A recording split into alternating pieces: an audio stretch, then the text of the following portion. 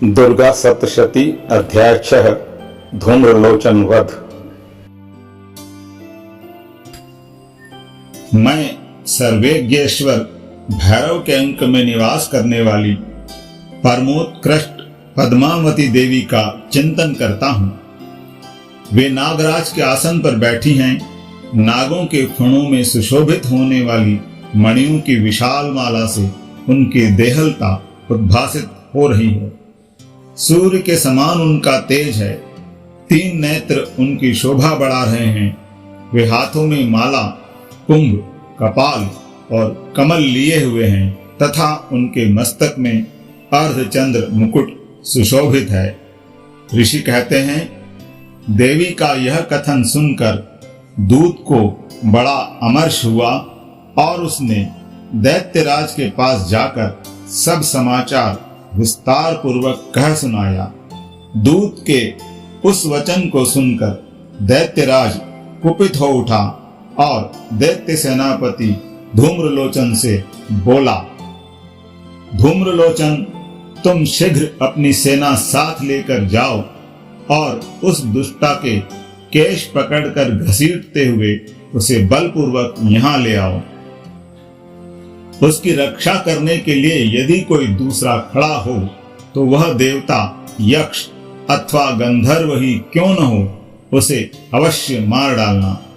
ऋषि कहते हैं, शुंभ के इस प्रकार आज्ञा देने पर वह धूम्रलोचन दैत्य 60,000 असुरों की सेना को साथ लेकर वहां से तुरंत चल दिया। वहां पहुंचकर उसने हिमालय पर रहने वाली देवी को देखा और ललकार कर कहा, अरे तू शुंभ नुशुंभ के पास चल। यदि इस समय प्रसन्नता पूर्वक मेरे स्वामी के पास नहीं चलेगी तो मैं बलपूर्वक झोंटा पकड़कर घसीटते हुए तुझे ले चलूंगा। देवी बोली, तुम्हें दैत्यों के राजा ने भेजा है।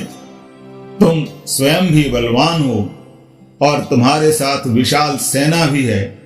ऐसी दशा में यदि मुझे बलपूर्वक ले चलोगे तो मैं तुम्हारा क्या कर सकती हूँ। ऋषि कहते हैं, देवी के यूं कहने पर असुर धूम्रलोचन उनकी ओर दौड़ा। तब अंबिका ने हुम शब्द के उच्चारण मात्र से उसे भस्म कर दिया।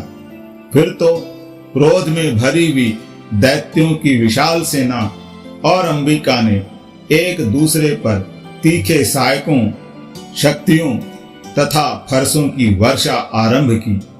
इतने में ही देवी का वाहन सिंह क्रोध में भरकर भयंकर गर्जना करके गर्दन के बालों को हिलाता हुआ असुरों की सेना में कूद पड़ा। उसने कुछ दैत्यों को पंजों की मार से, कितनों को अपने जबड़ों से और कितने ही महादैत्यों को पटक कर होठ की दाढ़ों से घायल करके मार डाला। उस सिंह ने अपने नखों से कितनों के पेट फाड़ डाले और थप्पड़ मारकर कितनों के सिर धड़ से अलग कर दिए।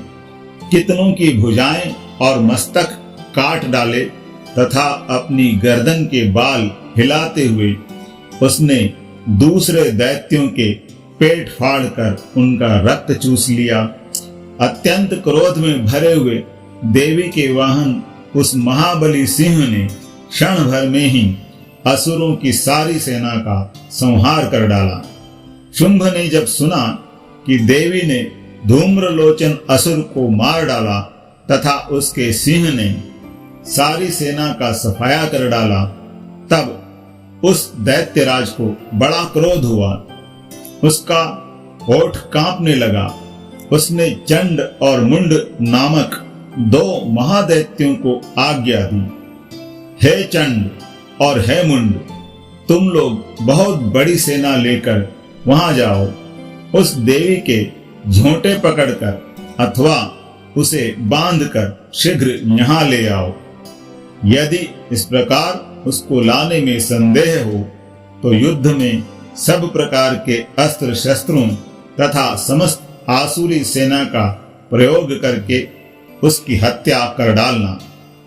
उस दुष्टा की हत्या होने तथा सिंह के भी मारे जाने पर उस अंबिका को बांधकर साथ ले शीघ्र ही लौट आना। इस प्रकार श्री मार्कंडेय पुराण में सावर्णिक मनवंतर की कथा के अंतर्गत देवी महात्म्य में धूम्रलोचन वध नामक छठा अध्याय पूरा हुआ।